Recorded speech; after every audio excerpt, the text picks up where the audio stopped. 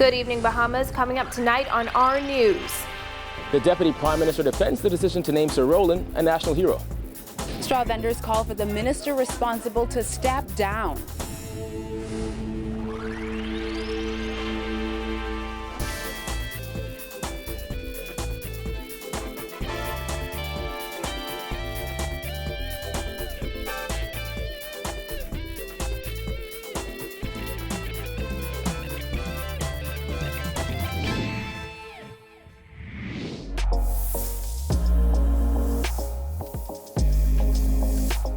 Our news is brought to you by Alive. Welcome to our news and thanks for joining us. I'm Christina Dragovich. Topping news tonight, amid fiery debate over the decision to honor Sir Roland Simonette as a national hero, acting president of the Bahamas Christian Council, Anglican Archdeacon James Palacious, says though Sir Roland Simonette has made contributions to the development of the Bahamas, he finds it difficult to say the country's first premier deserves the title of national hero. Jasmine Brown reports. Palacious joins a growing list of people who insist Sir Roland should not have been named a national hero. I wish we could have gotten it a little more right. In light of those criteria, I find it difficult to say that Sir Roland ought to be called a national hero. Palacious, who stressed that he was not speaking in his capacity as acting Christian Council president, is just the latest person to criticize the national heroes list. Along with Sir Roland, former Prime Minister Sir Lyndon Pinling, Sir Milo Butler, and Sir Cecil Wallace Whitfield were also awarded the honor of national hero. Anglerston MP Glenys Hannah Martin, who is the daughter of former Deputy Prime Minister A.D. Hannah, called it a perverse decision and an attempt to rewrite history, asserting Sir Roland led a racist regime. Palacious said while there is no doubt that Sir Roland made an impact on the Bahamas, he believes he does not meet the criteria for the honor of national hero. According to Palacious, Sir Roland isn't the only one who doesn't belong on the list. Notwithstanding the many good things that Sir Roland would have done, I believe that he should not have been included. And quite frankly, I don't see where Sir Cecil would have been included in this either. And if anybody else to be included in this, if you are to make it more than one, more than Sir Lyndon, then it probably ought to be A.D. Hannah. As for the ongoing debate on race and calls for Bahamians to move beyond colors, the outspoken Archdeacon pointed out that Sir Roland's son has been voted into office on more than one occasion, even ascending to the position of Deputy Prime Minister. That tells us who we are as a people. At that point, the Bahamian people determined that they had moved beyond what had happened in the past. Not that it is not a fact. You can't rewrite history. But in terms of forgiveness and permitting a Simonette to serve in the second highest position of government, the Bahamian people voted overwhelmingly for that to happen. It has happened, and Brent Simonette has served very well then, and he is serving well now. Moving forward, Palacious says the process by which national heroes are chosen needs to be revisited so that those who are honored will reflect a wider sector of society. Reporting for our news, I'm Jasmine Brown. Well, Deputy Prime Minister Peter Turnquest today defending government's decision to bestow a national honor on Sir Roland Simonette. Turnquest says there may have been some dark spots in history as it relates to Sir Roland, but his contributions to the country's development shouldn't be forgotten either. Kyle Joaquin tells us more. The DPM said at the end of the day, Cabinet saw it fitting to name Sir Roland a national hero, and that decision, he said, is final.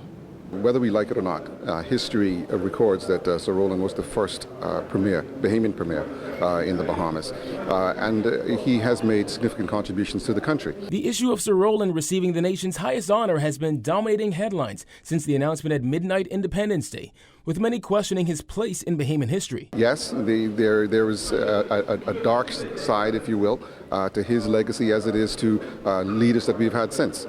But I think that we have to look at it in the balance.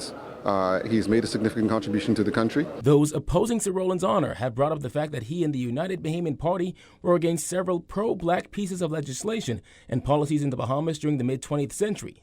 This eventually led to majority rule in 1967. But Sir Roland and the UBP also played a vital role in the development of the country's tourism industry and Bay Street. We can argue about what level of contribution, but in our view, he is certainly worthy of the designation that has been given to him. And again, I leave it to the public to have that debate. Sir Roland's name was not put forward by the committee established for national honors recommendations, but at the end of the day, Cabinet made the decision to place the country's first premier on the list. Government has made the decision, and we stand behind that. For Our News, I'm Kyle Joaquin. As the government moves to rid the country of shanty towns, Archdeacon James Palacious says the church will have to play a vital role in helping evicted residents of those illegal communities to pick up the pieces. He says while the exercise that is currently underway is long overdue, he believes it will be a painful process for those who are being forced to move out. It is my opinion that shanty towns have been permitted to exist for decades, and decisive action is necessary to rectify this situation. Palacious says while the government should be commended for the work it is doing, there will no doubt be some issues, including affordable housing. The dislocation is tremendous and, of course, traumatic as the displaced try to find affordable housing. This is not easy. Let's face it, who wants to rent a house or apartment to people fresh out of a shanty town? Bahamians with reasonably paying jobs could hardly find first and last month's rent. Do we really expect ex-shanty town residents to have the money to do so? In other news, one of 3 robbers who broke into the Learning Resources Unit this morning is in hospital in stable condition after being gun-butted. Police say 3 gunmen entered the Mackey Street property shortly after 2 a.m. and held up the security officer and another man. The security officer was reportedly tied up and robbed of a cell phone and a set of keys. Officers of the Steady the Land operational unit and mobile division officers responded and captured the men after a brief chase. Officers also recovered a 9mm pistol, 12 rounds of ammunition, and the stolen items. Well, leaders of the Straw Business Persons Society are calling for the Prime Minister to remove the straw market from Works Minister Desmond Bannister's portfolio, as they say they're being treated unfairly. Vendors today slamming Bannister's claims that they owe thousands of dollars.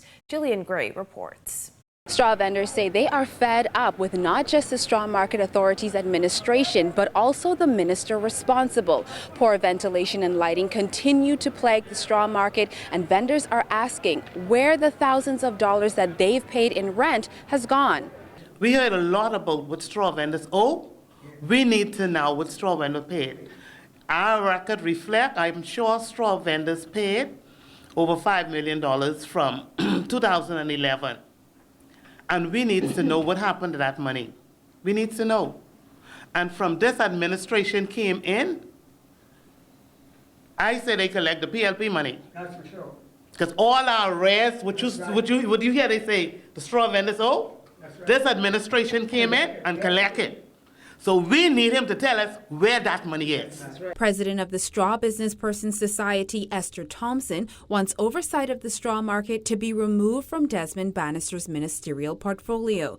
She says the minister and Straw Market Authority have been hostile with vendors. Bannister has said the straw market cannot continue to be run in a manner that allows vendors to be delinquent in rent payments. However, Vice President Rebecca Small dismissed his claim that vendors owe government thousands of dollars. We took a survey of 257 vendors. Out of the 257 vendors, 85% of the current vendors are $200 and less. Small said over 200 of the 500 vendors that occupy the straw market have been thrown out. In January, the group sent a 7-page letter to the minister suggesting changes to the straw market to improve working conditions and business, among them restroom maintenance, light maintenance, a lunchroom, as well as a complete overhaul of the 2011 SMA Act. To date, they say they have yet to receive a response. Angleston MP Glenys Hannah Martin, who is standing with straw vendors, said she is offended by the gross injustices the vendors have experienced, especially in light of new legislation that appears to favor foreign companies. The law was changed to provide tax breaks for foreign oil companies in Grand Bahama. Now, that's your right.